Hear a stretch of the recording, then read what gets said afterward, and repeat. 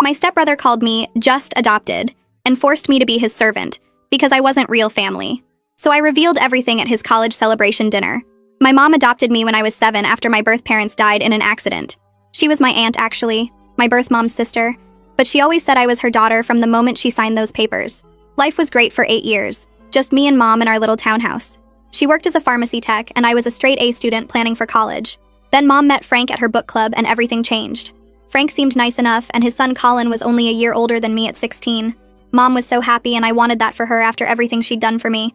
They got married quick within 6 months, and Frank and Colin moved in. First week was fine, everyone being polite and figuring out the new dynamic. Colin seemed cool at first. We even played video games together. Then mom and Frank went on a weekend trip for their 1-month anniversary and left us alone. That's when Colin showed his real face. The second their car left the driveway, Colin told me to make him breakfast. I laughed and said he could make his own. That's when he said it. I was just adopted, not real family, so I needed to earn my place by being useful. He said his dad married my mom and that made this his house now. I was just lucky they let me stay. I told him he was insane and mom was my legal mother. He said legal wasn't blood and everyone knew adopted kids were basically foster kids with better PR. That weekend he left his dishes everywhere expecting me to clean them. Threw his laundry in my room saying it was my job now. Ate all the food I'd bought with my part-time job money and said I should be grateful he even acknowledged me. When mom and Frank came back, Colin acted normal and I didn't want to ruin mom's happiness, so I stayed quiet. Big mistake. It got worse every time they were gone. Colin would invite friends over and introduce me as the adopted one who did chores for them. His friend Jake asked if I was like a maid, and Colin said exactly like that, but free. They'd trash the living room, and Colin would tell me to clean it before the parents got home, or he'd tell Frank I'd thrown the party. He started taking money from my wallet, saying adopted kids should contribute to the real family's expenses. When I got my first college acceptance letter, Colin ripped it up, saying I shouldn't waste their money on college when I could work and pay rent to the real son. I taped it back together and hid my other letters. The worst was when he started telling people at school. Spread rumors that I was a charity case mom took in for the tax benefits. Said I had to do whatever he said at home, or they'd send me back to foster care. Some kids actually believed him and started treating me like I was some tragic orphan instead of the girl they'd known for years. Teachers began asking if everything was okay at home. Colin would also eat my labeled food, use my homework to copy, take my phone charger, my headphones, anything he wanted because he said real family shared, and I wasn't real family, so I could only give, not take. He'd walk into my room without knocking, saying privacy was for family members. Mom noticed I was unhappy, but Colin would jump in saying I was having a hard time adjusting to not being an only child anymore. Frank would nod and say I'd get used to sharing attention. I started planning. First, I researched inheritance law in our state. Found out that adopted children had the exact same legal rights as biological children. Then I learned about property ownership and discovered mom had owned our townhouse before marriage. It was separate property, not marital property. Frank had no claim to it. Colin definitely didn't. Next, I started recording everything on my phone. Colin ordering me around, calling me fake family, saying I should be grateful they didn't put me in foster care. Got weeks of footage including him stealing from my wallet and going through my things.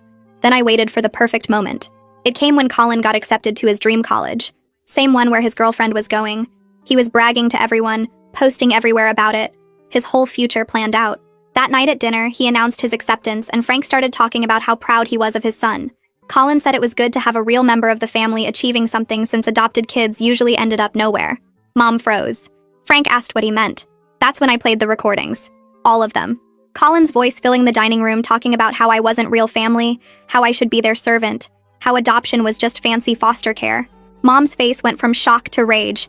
Mom's face went white as she listens to Colin's recorded voice calling me fake family and demanding I serve him like a maid.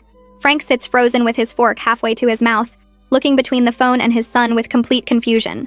The recording keeps playing and Colin's voice gets louder saying I should be grateful they even let me stay in the house. Mom's hands shake as she grips the edge of the table. Her knuckles turn white from how hard she's holding on. Frank sets his fork down slowly and leans forward like he can't believe what he's hearing. Colin's face goes red and he reaches across the table trying to grab my phone. Mom stands up so fast her chair falls backward and hits the floor with a loud crash. She points at Colin and tells him not to move, her voice shaking with rage I've never heard before.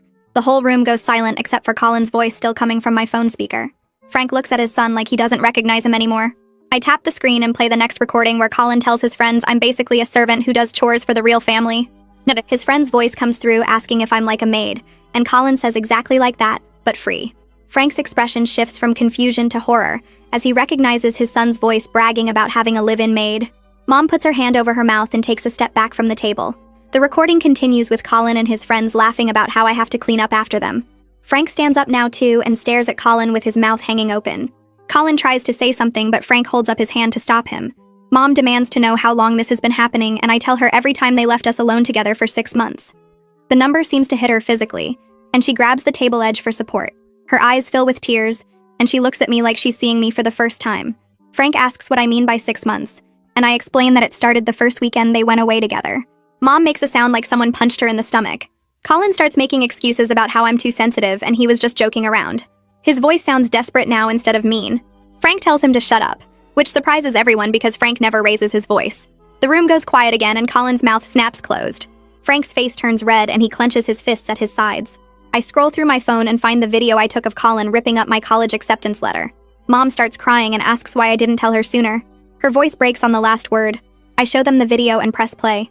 Colin's face appears on the screen holding my letter in both hands.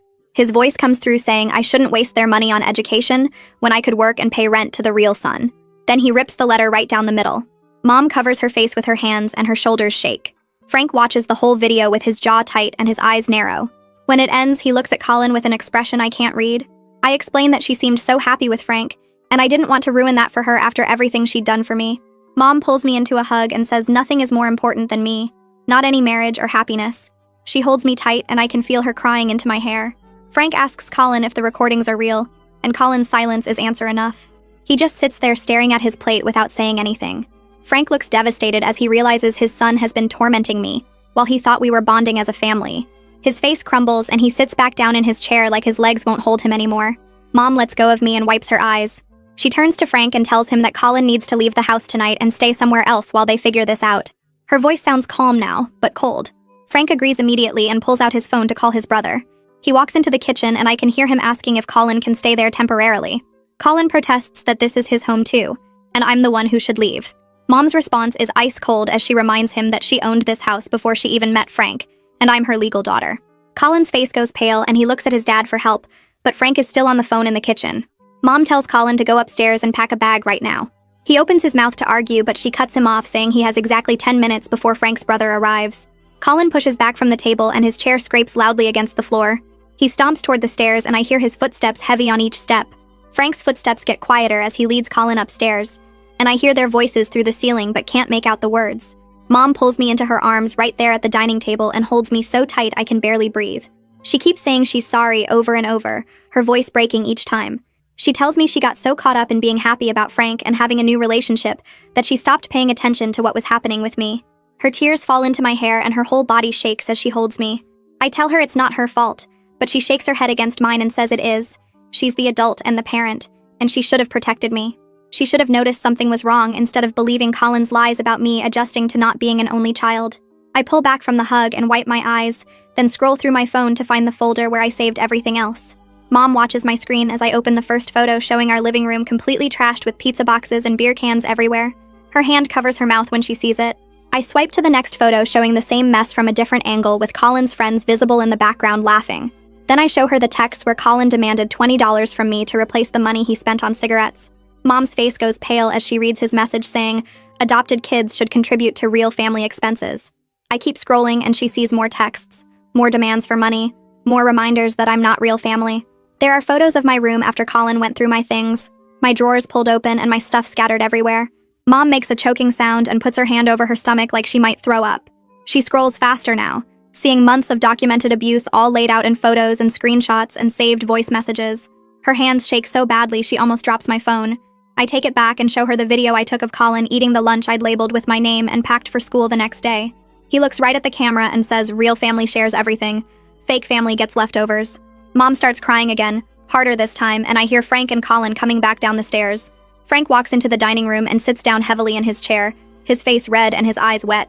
He asks to see everything I showed Mom and I hand him my phone without saying anything.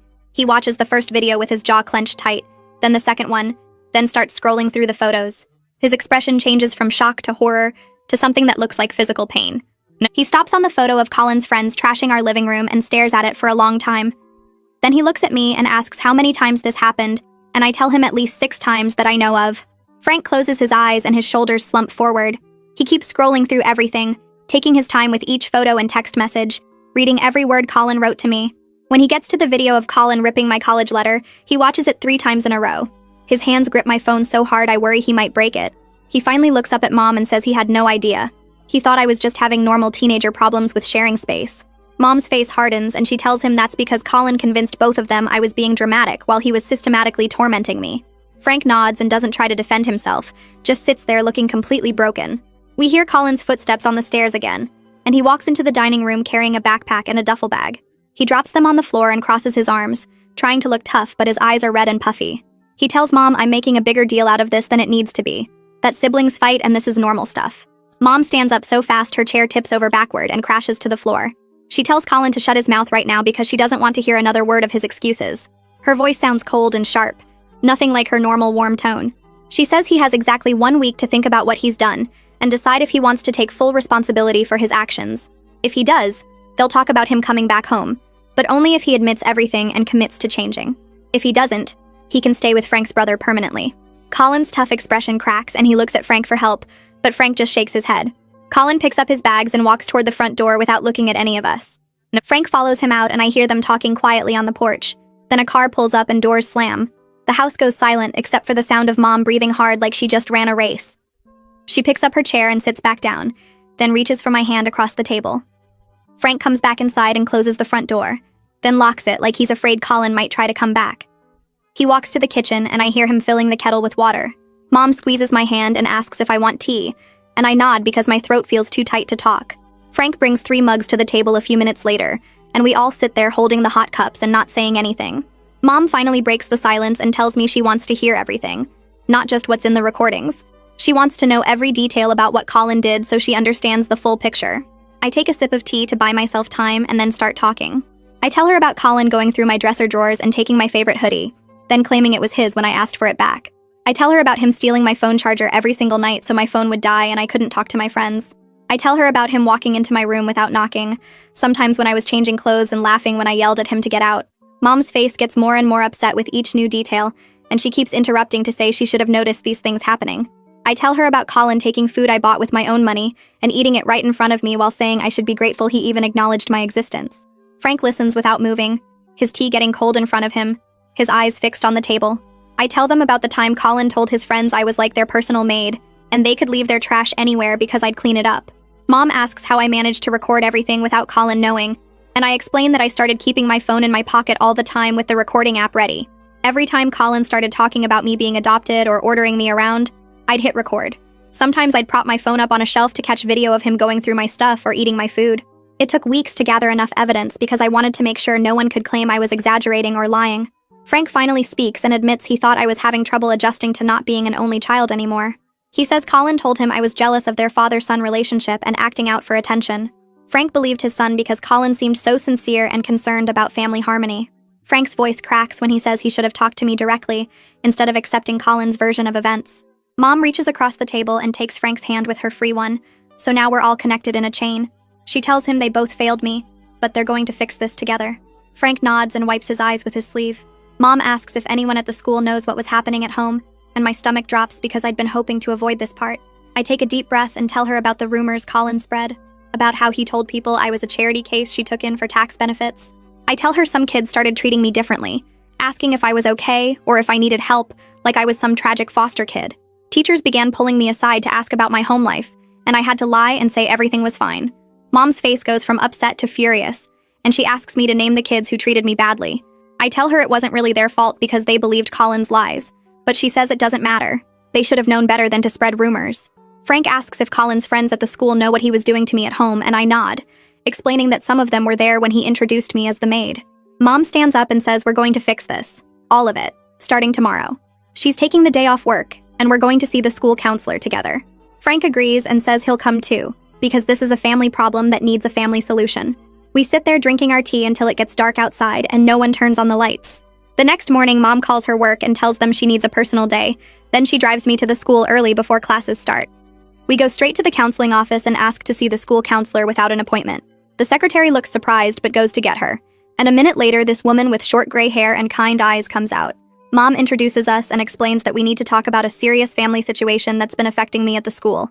The counselor, whose name is Susan Gilmore according to the nameplate on her desk, leads us into her office and closes the door. She offers us chairs and sits down across from us with a notepad. Mom starts explaining what happened, how Colin has been abusing me for months and spreading rumors at the school. Susan listens without interrupting, her expression getting more serious as Mom talks. When Mom finishes, Susan turns to me and asks if I feel safe at home now that Colin is gone. I tell her yes, that Mom and Frank are handling it, and Colin isn't coming back unless he takes full responsibility. Susan nods and writes something on her notepad, then asks me to tell her the whole story in my own words. I go through everything again, from that first weekend when Colin showed his real face to the dinner where I played the recordings. Susan's pen moves across her notepad the whole time I'm talking, taking notes. When I finish, she puts down her pen and looks at me with such understanding that I feel tears start again. She tells me that what Colin did was emotional abuse, not normal sibling conflict. She says the way he systematically targeted my adoption status and exploited it to control me makes this particularly harmful. She explains that normal siblings might fight or annoy each other, but they don't create power structures where one person has to serve the other. They don't use someone's deepest vulnerability against them repeatedly. Susan says I did the right thing by documenting everything and speaking up, even though it took months to get there. Susan closes her notepad and leans forward with her hands folded on the desk. She asks if Mom and I would be open to family therapy, because what happened requires more than just one conversation to process and heal. Mom nods immediately and asks if we can start this week, because she doesn't want to wait any longer to fix this. Susan pulls out her phone and scrolls through her calendar, while explaining that her husband Brady specializes in blended family issues and has helped many families work through similar situations. She offers to call him right now to see if he has any openings this week, and Mom says yes, please, whatever it takes. Susan steps out of the office to make the call while Mom and I sit in silence holding hands. When Susan comes back 5 minutes later, she says Brady can see us Thursday afternoon at 4 if that works for everyone. Mom agrees instantly and says she'll make sure Frank is there too, because this is a family problem that needs everyone involved. At the school that day, I feel different walking through the hallways like something heavy lifted off my shoulders, even though I know the hard part is just starting. Mara catches up to me at my locker before first period and immediately asks what's going on, because I look different somehow. I tell her everything that happened at the dinner, how I played the recordings, how Colin got kicked out, how Mom and Frank are making him stay at his uncle's house. Mara's mouth drops open and she grabs my arm, pulling me toward an empty classroom. She closes the door and makes me tell her the whole story again from the beginning. When I finish explaining about the 6 months of abuse and the recordings and Susan's meeting this morning, Mara looks shocked and a little hurt. She asks why I didn't tell her sooner because we're supposed to be best friends, and she had no idea things were that bad at home. I explain that I didn't know how to talk about it because Colin made me feel like maybe I was overreacting or being too sensitive about normal sibling stuff. Mara shakes her head hard and says nothing about what I described sounds normal at all. She admits she noticed I'd been stressed and quieter lately, but she thought it was just college application pressure getting to me. The guilt shows on her face as she says she should have pushed harder to find out what was wrong instead of just accepting my excuses. I tell her it's not her fault because I got really good at hiding it and pretending everything was fine. Mara hugs me tight and says from now on she's not letting me brush things off when something is clearly bothering me. She makes me promise to tell her if Colin tries anything when he comes back, or if anyone at the school gives me trouble about it. By lunchtime, word has spread through school that Colin got kicked out of his house and some of his friends are looking for me. I'm walking to my next class when 3 guys including Kieran block the hallway in front of me. Kieran steps forward with his arms crossed and asks if it's true that I got Colin thrown out over some stupid recordings. I try to walk around him, but he moves to block me again. He says I'm ruining Colin's life over nothing and trying to break up my mom's marriage just because I can't handle not being an only child anymore. His friends nod along and one of them says Colin told them I've been difficult since his dad moved in. I feel my face get hot as other students start gathering to watch the confrontation. Kieran gets louder saying Colin is his best friend, and he knows Colin would never do the things I'm claiming because Colin is a good guy who is just trying to help me adjust. Mr. Fraser's voice cuts through the hallway telling everyone to get to class. He walks up to our group and asks what's going on here. Kieran starts to explain, but Mr. Fraser holds up his hand and tells Kieran to go to the principal's office right now. Kieran protests that he was just talking to me, but Mr. Fraser says blocking someone in the hallway and confronting them with a group is not just talking. He points down the hall and Kieran leaves with his friends following behind him looking confused. Mr. Fraser asks me to stay after class because he wants to talk to me about something. The rest of the day drags by with people staring at me in the hallways and whispering when I walk past. After class, Mr. Fraser closes the door and asks me to sit down. He's my favorite teacher because he actually listens to students and treats us like real people instead of just kids. He sits on the edge of his desk and asks gently if I'm okay and if there's anything the school should know about my home situation. I hesitate because I don't want to make things worse, but then I remember Susan saying I did the right thing by speaking up. I tell Mr. Fraser about the rumors Colin spread at the school over the past few months, how he told people I was a charity case Mom took in for tax benefits, how some students started treating me differently because they believed I was some tragic foster kid instead of just a normal adopted daughter. Mr. Fraser's expression gets more serious as I talk, and he writes some notes on a pad of paper. He asks if I have any evidence of the rumors or the way Colin talked about me at the school. I pull out my phone and show him a few of the recordings where Colin introduces me to his friends as the adopted one who does chores. Mr. Fraser listens to about 30 seconds before he stops me and says he's heard enough. He tells me this is serious, and he's going to talk to the principal about addressing the bullying and false information that's been spread around school. He says no student should have to deal with their family situation being used against them like this.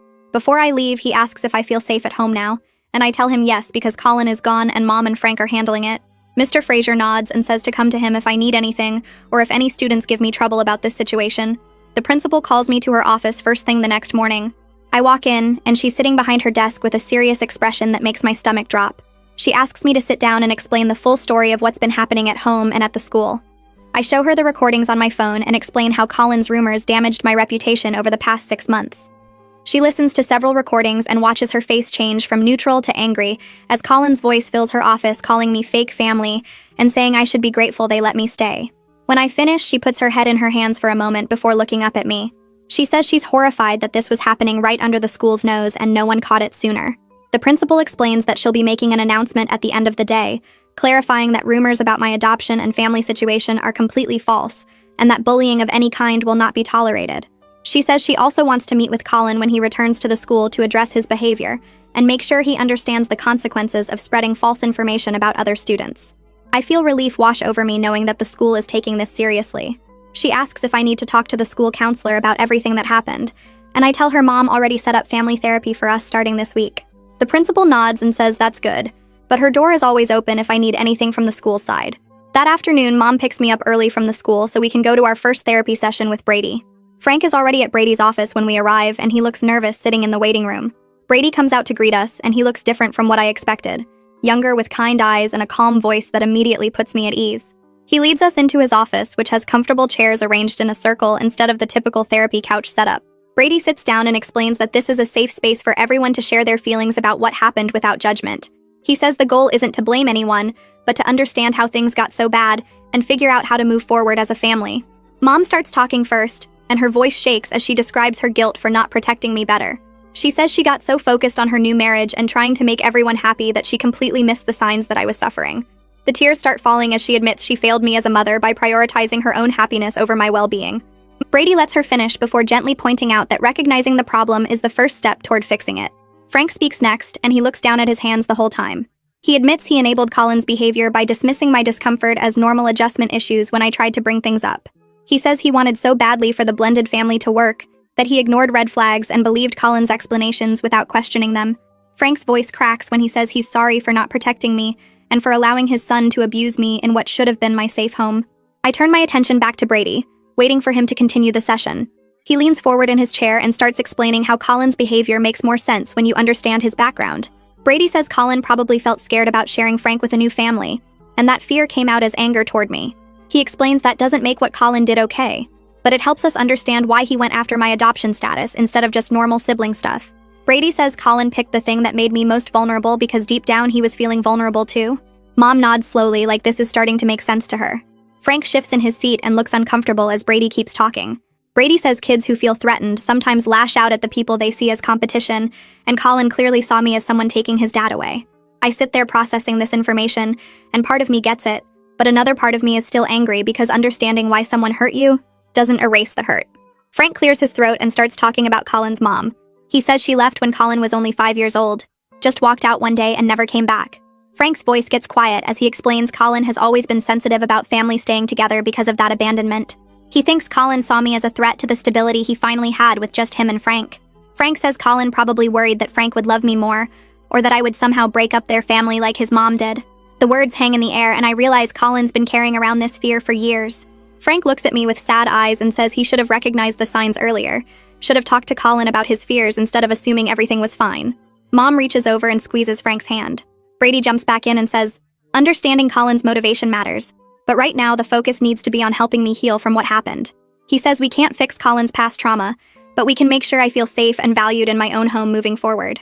Brady pulls out a notebook and starts giving us homework assignments. He tells Mom and Frank to spend individual time with me each week doing activities I enjoy. He tells them to ask me directly about my needs instead of assuming. He gives me an assignment to write down my boundaries and what I need to feel respected. Brady says we all need to practice better communication, and actually listen when someone says they're uncomfortable. He makes Mom and Frank promise to take my concerns seriously, even if they seem small. The homework feels manageable, and I appreciate that Brady is focusing on practical steps, instead of just talking about feelings. 1 week passes, and I'm starting to feel more normal at home. Mom and I went to the bookstore together, and Frank took me out for ice cream. They've both been making an effort to check in with me and actually listen to my answers. Then Frank's phone rings during dinner, and he answers it. I can tell from his face it's his brother calling about Colin. Frank listens for a few minutes, then looks at Mom and me. He says Colin wants to come home and claims he's ready to apologize for everything. Mom's expression goes hard, and she tells Frank that Colin can come for a family meeting, but he's not moving back in yet.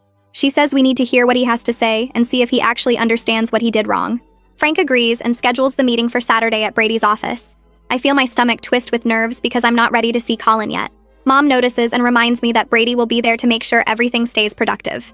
The rest of the week drags by as I try to prepare myself for facing Colin again. Saturday arrives and we drive to Brady's office in silence. Colin is already in the waiting room when we get there, and he looks terrible. His eyes are red and puffy like he's been crying. His hair is messy and he's wearing sweatpants instead of his usual nice clothes. He won't make eye contact with any of us. Brady comes out and leads us all into his office. We sit in the same circle as before, but this time Colin is part of it. Brady explains the ground rules for the meeting and says Colin has prepared something he wants to share. Colin pulls out a piece of paper and his hands shake as he unfolds it.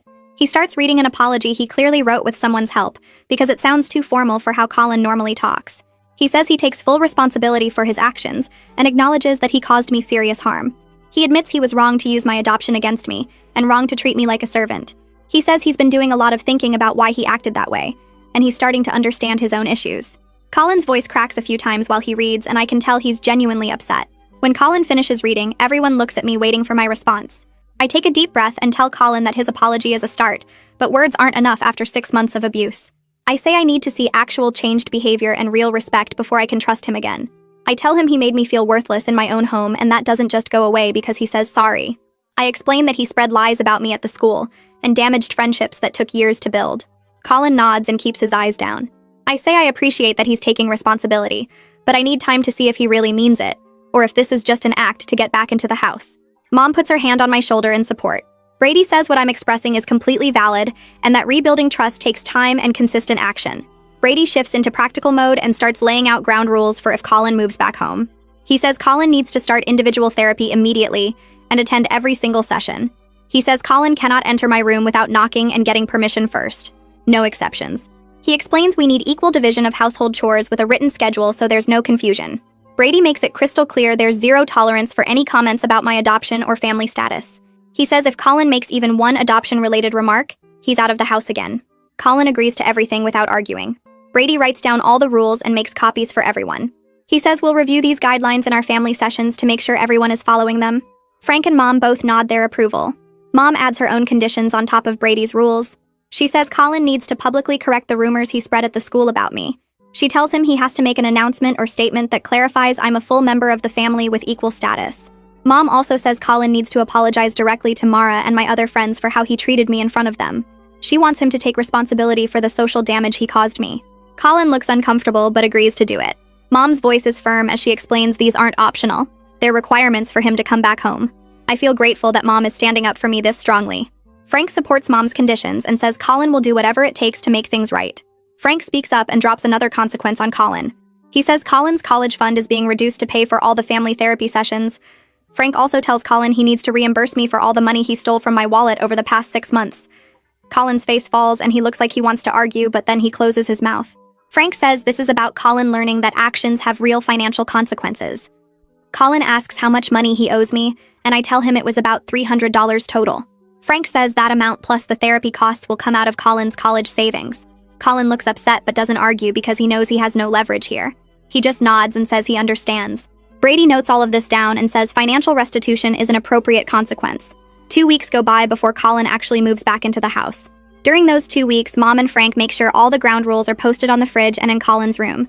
They set up the chore schedule and bought a lock for my bedroom door so I can have complete privacy.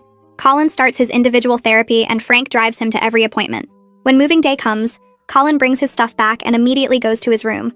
The atmosphere feels thick and uncomfortable, like everyone is walking on eggshells.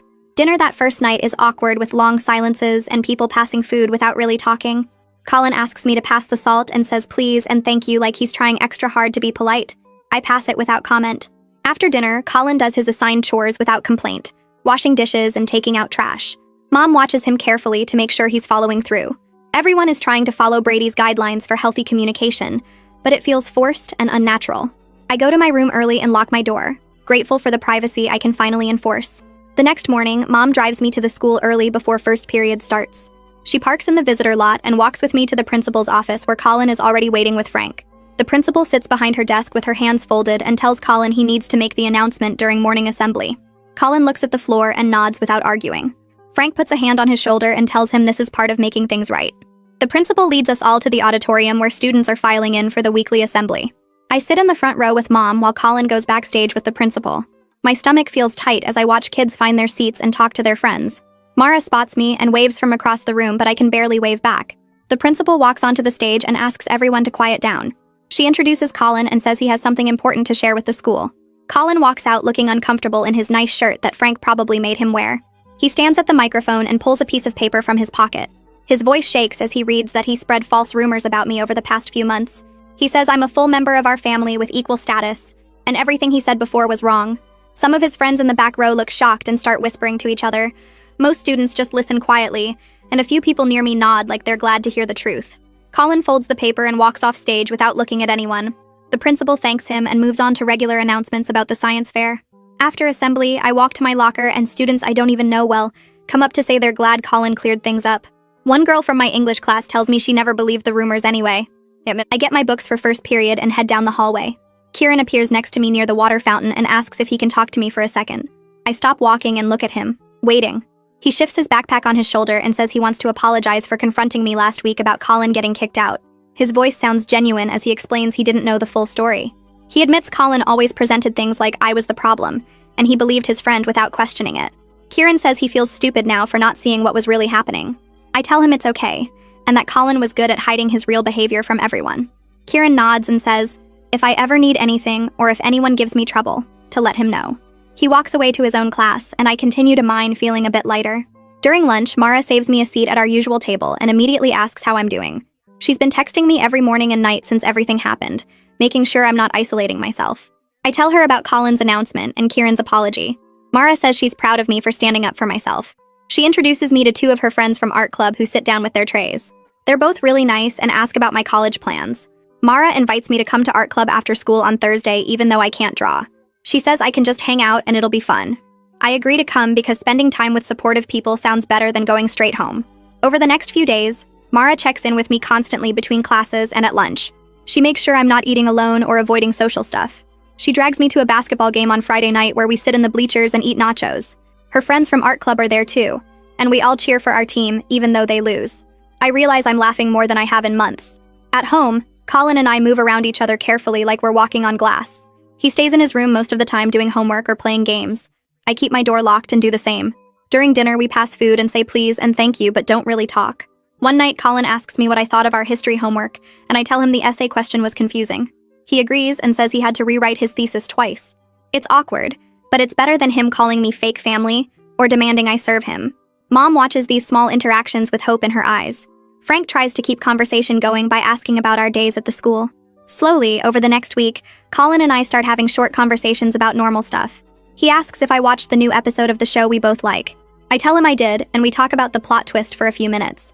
It feels strange to have a regular sibling conversation with him after everything that happened. Another night, Colin mentions he has a math test tomorrow and looks stressed. I offer to quiz him on the formulas, and he actually accepts. We sit at the kitchen table for 20 minutes going through problems. When he gets one right, I tell him good job, and he almost smiles. These moments don't erase what he did, but they feel like tiny steps towards something less hostile. Thursday afternoon, we have our weekly family therapy session with Brady. We all sit in our usual spots in his office with the comfortable chairs and the plant in the corner. Brady starts by asking how the week went, and Mom reports that things have been calmer at home. Frank agrees and says both Colin and I have been following the ground rules. Brady pulls out a worksheet and explains we're going to do an exercise about feeling safe and valued in the family. He hands each of us a copy and tells us to write down what we need from the other family members. I stare at the blank lines and think about everything that happened. After a few minutes, Brady asks who wants to share first. I volunteer and read from my paper that I need my privacy respected completely. I say no one should enter my room without knocking and waiting for permission. I also say I need my adoption to never be used against me in any way, not in jokes or arguments or casual comments. My voice stays steady as I explain that being adopted doesn't make me less of a family member, and I need everyone to understand that. Mom reaches over and squeezes my hand. Frank nods seriously and says he completely agrees with everything I said. Colin listens without interrupting and writes something on his own paper. Brady asks Colin to share next, and Colin reads that he needs to feel like he matters to his dad, even with new family members around. Frank's face changes as he hears this. Colin's voice gets quieter as he admits he felt jealous of my close relationship with Mom. He says he worried his dad would love me more than him, and he'd become less important. The room goes silent for a moment. Frank leans forward in his chair and tells Colin that loving me doesn't diminish his love for his son at all. Frank explains that love isn't a limited resource that gets divided up. He says he has enough love for both of us, and Colin will always be his son no matter what. Frank's eyes get a bit watery as he promises Colin that adding me to the family only made it bigger, not smaller. Colin looks down at his hands and nods slowly. Brady writes some notes and says this is an important breakthrough.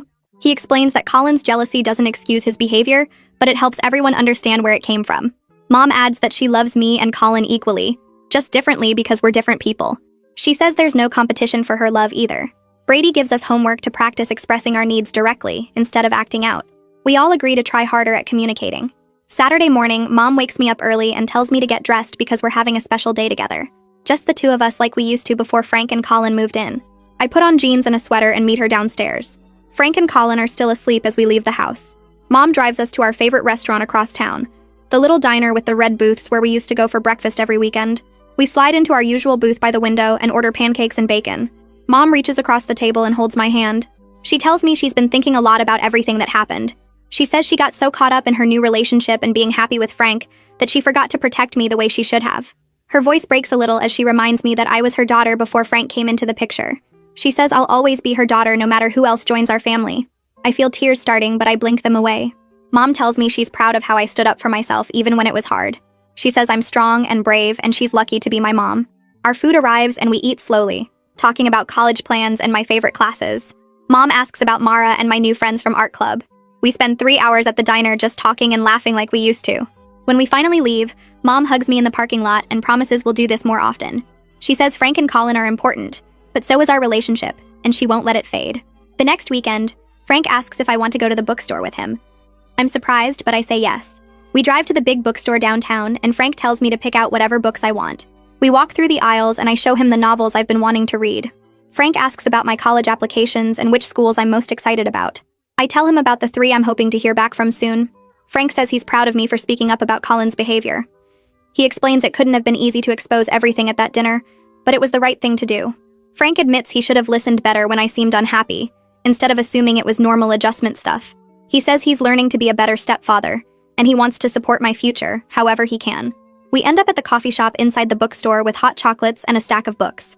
Frank tells me about his own college experience and gives me advice about campus visits.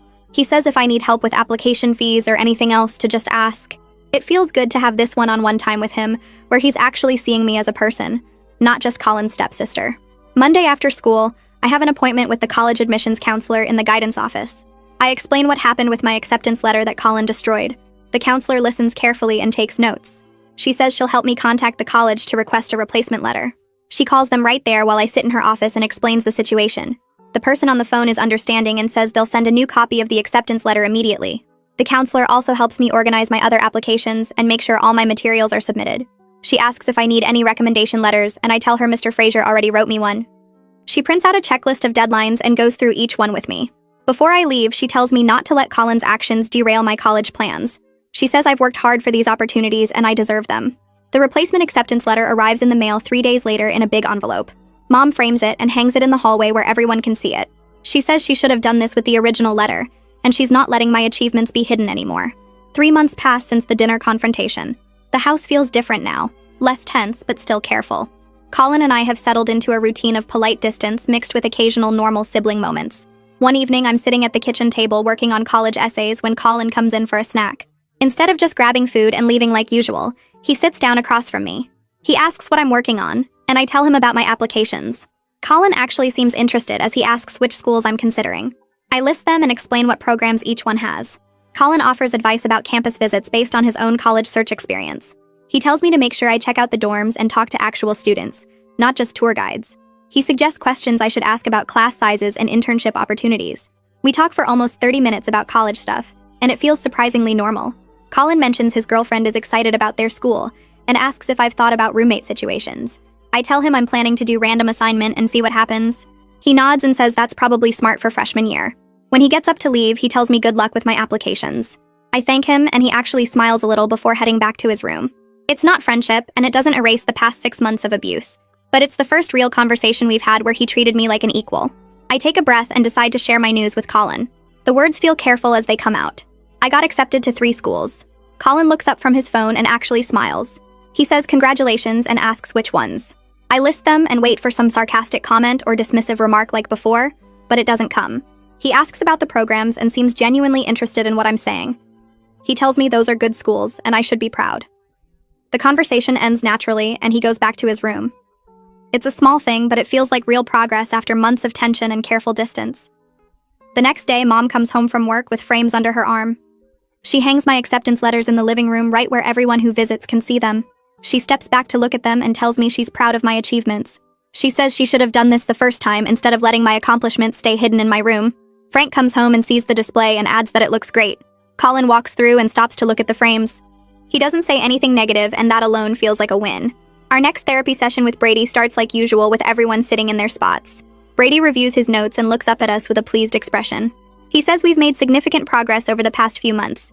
The communication has improved and everyone is taking responsibility for their actions and feelings. He suggests we can reduce our sessions to twice a month instead of weekly. Mom looks surprised but happy. Frank agrees that things at home feel more stable. Brady says he's impressed by everyone's commitment to change and honest communication. He reminds us that therapy is always available if we need it, but we've built a strong foundation. Colin nods and says the individual sessions have been helping him too. Brady gives us new homework assignments focused on maintaining the progress we've made. Bonnie stops by the house a few days later to drop off some paperwork for Mom. She comments on how much happier Mom seems now compared to a few months ago. Mom invites her in for coffee, and they sit at the kitchen table talking. I hear Bonnie say the tension was obvious before, even though Mom tried to hide it. Mom admits the first few weeks after the confrontation were incredibly hard. She says there were moments she worried the marriage wouldn't survive the honesty, but working through everything openly has actually made their relationship stronger. Frank joins them and agrees that facing the problems head-on was better than pretending they didn't exist. Bonnie says she's glad they pushed through the difficult part instead of giving up. That evening, Frank and Mom sit together on the couch after Colin and I go to our rooms. I hear their voices through the wall as I'm doing homework. They're talking about their relationship and their commitment to each other. The conversation sounds serious but not angry. The next morning at breakfast, Mom announces that she and Frank have renewed their commitment to each other with a new understanding. She says their kids' well-being comes before their own comfort. They promise to address problems immediately instead of hoping they'll resolve themselves. Frank adds that they won't let issues fester like they did before. Colin and I exchange glances across the table. It feels good to hear them prioritize us, but also weird to be the focus of their promises. Colin comes home from his individual therapy session later that week and finds me in the kitchen making a snack. He leans against the counter and tells me his therapist is helping him understand why he felt so threatened by me. He says he's working on his insecurity issues about sharing his dad with other people. He admits he saw me as competition for Frank's attention and love. His therapist is helping him realize that love doesn't work that way, and there's enough for everyone. I tell him I'm glad he's getting help. He nods and says he knows he messed up badly, and he's trying to be better. The conversation is awkward, but it's honest, and that matters more than comfort right now. 4 months pass since the dinner confrontation that changed everything. The house feels different in ways that are hard to explain. One Saturday afternoon, Colin knocks on my door and asks if I want to play video games together like we did that first week when they moved in. I hesitate because part of me still remembers all the awful things he did, but another part of me wants to believe people can actually change. I agree, and we set up in the living room with controllers. We play for almost 2 hours, and it's actually fun. There's still some awkwardness when we talk between games, but we laugh at stupid moments and trash talk each other in a normal sibling way. It's not friendship, and it doesn't erase the past 6 months, but it's something real and positive. Mom's lawyer visits the house to go over some documents. Mom asked her to confirm my legal rights as an adopted child after everything that happened with Colin. The lawyer spreads papers across the dining room table and explains that I have full legal rights identical to biological children. She helped Mom update her will to explicitly state that I inherit equally with any other children. Mom shows me the documents and points to where my name appears next to Colin's with the same provisions. She tells me this is to reassure me of my permanent place in this family. The lawyer adds that adoption creates the exact same legal parent-child relationship as birth. No one can ever claim I have fewer rights or less standing. I feel something tight in my chest loosen as I read the official legal language confirming what Mom always told me. At the school, things have shifted back to normal. The rumors Colin spread have faded, and people treat me like they did before all this started. Student council elections happen, and I decide to run for a position. Mr. Fraser helps me with my campaign speech and offers advice about connecting with voters. Election day comes and I win a seat on the council. Mr. Fraser pulls me aside after the announcement and tells me he's proud of how I handled a difficult situation with grace and strength. He says standing up for myself while maintaining my dignity showed real character. Other teachers congratulate me in the hallways, and my friends celebrate with me at lunch. I finally make my college decision after weeks of weighing options and visiting campuses. The whole family goes out to dinner at a nice restaurant to celebrate. We sit at a round table and order appetizers and entrees. When the food arrives, Frank raises his glass and proposes a toast to my success. Colin lifts his glass too and adds that he's grateful I gave him a chance to be a better brother. He says he knows he doesn't deserve my forgiveness, but he's working to earn it. Mom's eyes get watery as she looks around the table at all of us. She says this is what family should be about, supporting each other and growing together. We clink our glasses and the sound fills the space between us with something that feels like hope. A few days after the celebration dinner, Mom finds me in my room studying for finals. She sits on my bed and asks if we can talk. I close my textbook and turn to face her. She takes my hand and tells me watching me stand up for myself changed something in her too. For years she played it safe at work, never pushing for promotions or better positions because she was scared of rejection or failure. But seeing me expose Colin's treatment made her realize she'd been letting fear control her choices. She applied for a management position at the pharmacy that she'd been avoiding for over a year. The interview is next week and she's nervous but excited. I squeeze her hand and tell her she's going to be amazing at it. She smiles and says we're both learning to advocate for ourselves, and that makes us stronger together. Frank catches me alone in the kitchen the next evening while I'm making a sandwich. He leans against the counter and tells me he needs to say something. His voice is serious but not angry. He explains that watching how I handled everything with Colin taught him important lessons about making assumptions and really listening to people instead of hearing what he wants to hear. He admits he dismissed my discomfort as normal adjustment problems because that was easier than confronting the possibility that his son was causing real harm. He pauses and looks at me with this hopeful expression. He asks if it would be okay for him to call me his daughter instead of his stepdaughter. The question catches me off guard and I feel my throat get tight. I think about how he stood up to Colin and supported Mom through all the hard conversations. I nod and tell him yes. He pulls me into a hug and I realize this is what family is supposed to feel like. 3 weeks before I leave for college, Colin knocks on my door and asks if I need help packing. I'm surrounded by boxes and piles of clothes trying to figure out what to bring. He comes in and starts folding shirts while we talk about random stuff like which dorm buildings are best and what classes I should take first semester. We joke about how I'll probably call home crying about the cafeteria food within a week. He admits he's actually going to miss having me around, which surprises both of us. I throw a rolled-up sock at him and tell him he's getting soft. He laughs and says maybe, but at least he's not a jerk anymore. We spend the afternoon packing and it feels like we're actually brother and sister instead of two people forced to live together. The conversation flows easy and natural without any of the tension that used to fill every interaction. My last night before leaving arrives faster than I expected. The whole family gathers in the living room after dinner and Mom pulls out old photo albums. We sit together on the couch looking at pictures from when I first got adopted, and Mom's wedding and random holidays. Frank points to a photo from their first Christmas together where Colin and I are standing stiff and awkward on opposite sides of the tree. He compares it to a recent photo where we're actually smiling and leaning against each other. Mom starts making plans for Parents' Weekend in October, and Colin jokes about coming to visit and embarrassing me in front of my new friends. I look around at these 3 people who've become my real family through honesty instead of pretending everything was fine. By refusing to accept Colin's treatment, I didn't break us apart like I feared. I made us stronger by forcing everyone to face the truth and work through it together. Tomorrow I leave for college, but tonight I'm surrounded by people who truly value me, and I know I have a real home to come back to whenever I need it.